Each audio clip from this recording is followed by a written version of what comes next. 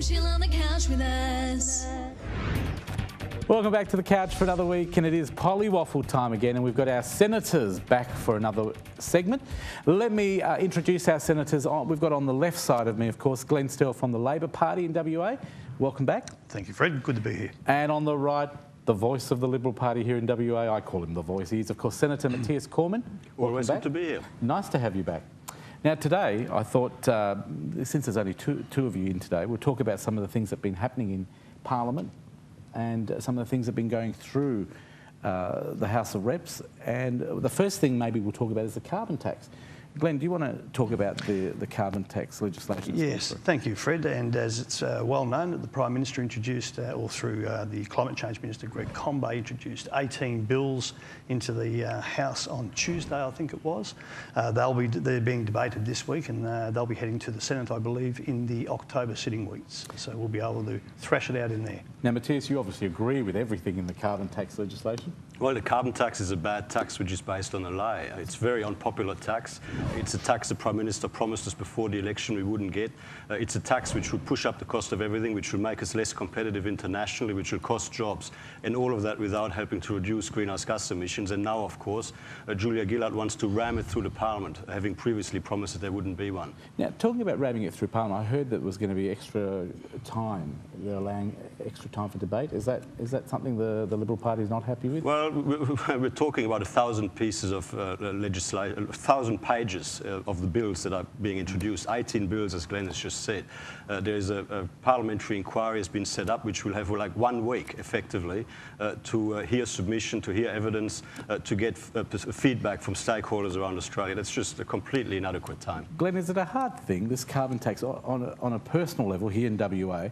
I know it must be very hard as a Labor Member of Parliament to go around the country and try and make it sound because there's a lot of negativity in the community. Have you sensed that? Oh, Fred, look, there's no argument, but like how I've said on many occasions, this was announced back in November last year. The opposition and Senator Cormann and Mr Abbott have had 9 months to run the mother of all scare campaigns. And as I've also said before, all the accusations that Mr Abbott and the Liberals were putting out, like petrol was included and we'll all go broke and the sky will cave in, it's unfounded. We now have it on the table. It's there for all and sundry to see. We've been arguing the carbon tax now for 12 months. And when is a good time? We'll always have the argument, now's not the good time. Well, we are a government and we are a party that prides ourselves on making the big changes, and we will tackle the carbon tax and we will sell it. Do you agree? Well, Julia Gillard and her Deputy Prime Minister Bob Brown announced the carbon tax on the 24th of February this year, of course, and at the time we were told, well, once the detail is out, people will like it, because it was very unpopular when it was announced, because people knew that they'd been deceived at the last election. People like it. And so then we were told, well, once the detail is out, people will like it. So then the detail was announced on the 10th of July. People still don't like it. People still don't want it. Then we were told that Julia Gillard would wear out her shoe leather, and she would convince people one by one that it would be a good tax. And of course, we remember that she was going to walk down every single main street and down into every single shopping centre. And people still didn't like it. The more she tried to sell it, the more unpopular it became.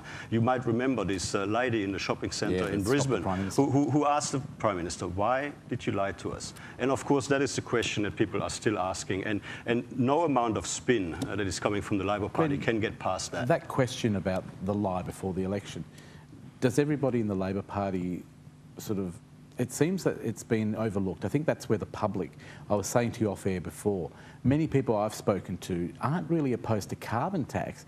They're negative only because of that promise by the Prime Minister not to introduce it.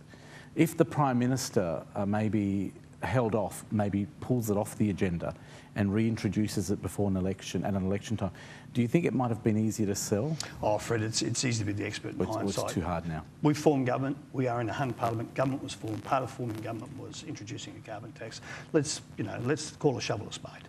Okay, we've introduced it. We're going forth with it. But what I'd like to talk about, Fred, is the Liberals' carbon The policy tax. What is theirs? Because all we don't have a carbon tax. No carbon tax under the coalition. Okay, so what there will be no carbon tax under Tony Abbott as a Prime Minister. I can guarantee you that. The current legislation more likely will go through Parliament, more likely go through the Senate.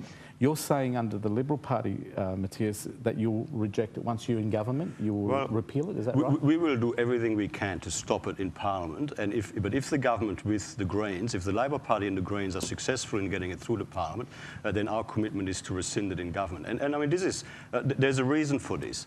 And I mean, to make manufacturing businesses in Australia less competitive, than more polluting manufacturing businesses in China. To help manufacturing businesses in China to take market share away from businesses in Australia, just shifting emissions overseas is not effective action on climate change. It is a deliberate act of economic self-harm. Now, we do have a better policy. We have a direct action policy, which is focused on making direct investments in Australia into better technologies, into better land care management, into more trees, cleaning up coal-fired power stations and so on, into things that will actually make a tangible difference. Now, one of the bad features of the Gillard government's carbon tax package is that they want to send billions and billions of dollars overseas, buying permits in non-existing markets out of Nigeria, out of Russia, and so on, for us to get permission to switch our lights on.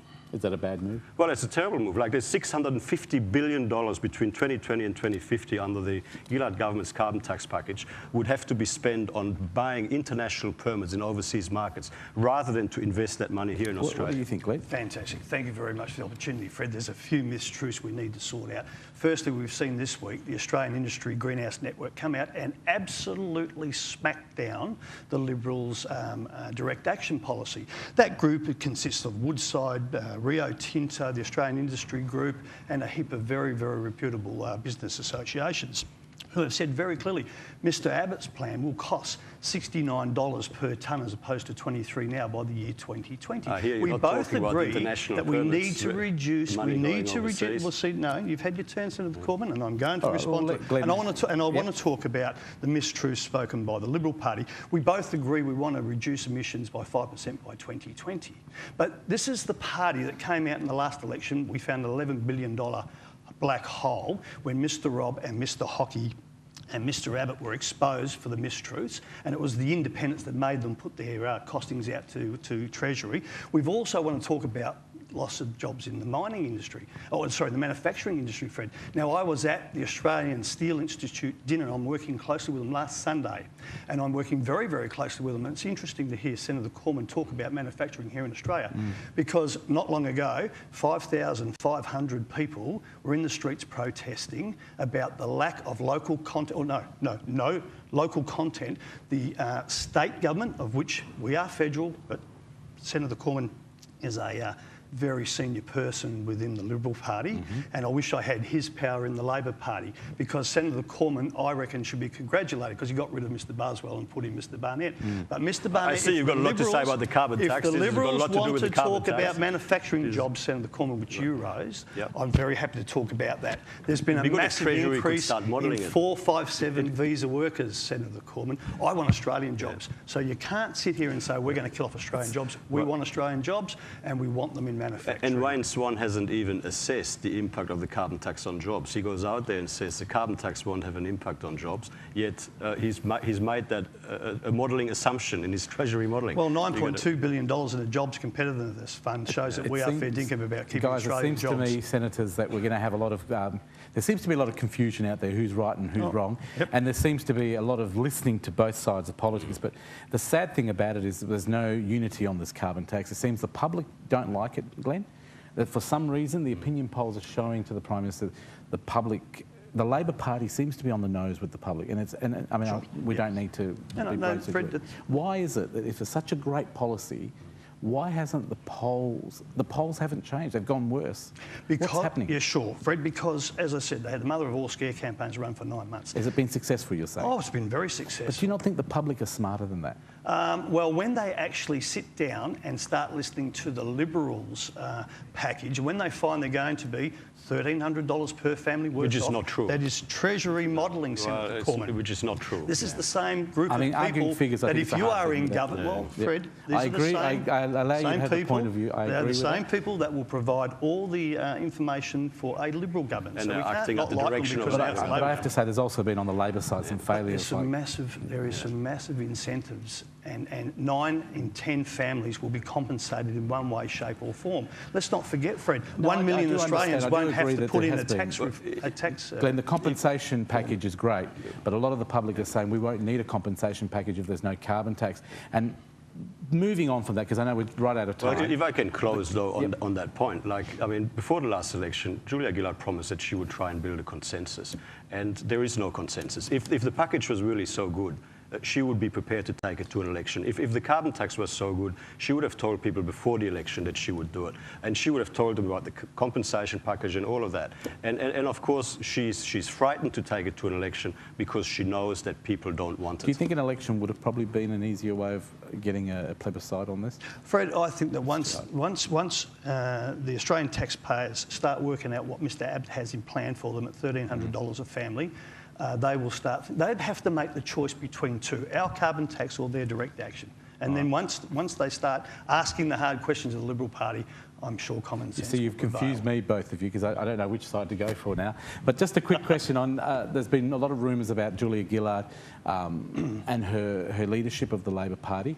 The polls have been incredibly bad for the Prime Minister. The question was asked of Kevin Rudd, that he would be a better Prime Minister. The polls are showing that. I don't expect you to give me any insights here, but is the Labor Party saying, you know, the polls are bad, what are we going to do to get out of this situation? Yes, they are. And yes, we are. And is there a move back to Kevin Rudd? Because a lot of people say, no, we'd never go backwards. And he's said he doesn't want to be Prime Minister. Absolutely no way. Julia Gillard is our Prime Minister. Julia Gillard will lead the government and the Labor Party. Are the rumours true? Julia Gillard is as safe as house. She's there to the next election. She is there to the next election.